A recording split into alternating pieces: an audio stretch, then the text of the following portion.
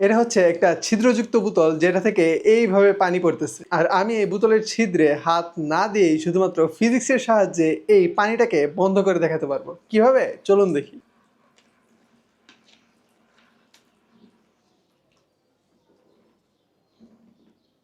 এই যে বোতলের ক্যাপ লাগিয়ে দিতেই এখানে নিচের ছিদ্র দিয়ে পানি প্রবাহ কিন্তু বন্ধ হয়ে গেল। কিন্তু ক্যাপ লাগানোর পর এই বোতলের পানি প্রবাহ বন্ধ হওয়ার পিছনের ফিজিক্সটা কি? চলুন শিখে আসি। যখন বোতলের ক্যাপ লাগানো হয় তখন এই ছিদ্র দিয়ে পানি না পড়ার কারণ হচ্ছে বায়ুমণ্ডল 1,01,325 প্যাসকেল চাপে এই পানির ছিদ্রটাকে উপরের দিকে ঠেলে দিচ্ছে। এই জন্য এর পানি প্রবাহ বন্ধ হয়ে গেল। আর অন্যদিকে যখন আমরা এই ক্যাপটি এভাবে খুলে দেই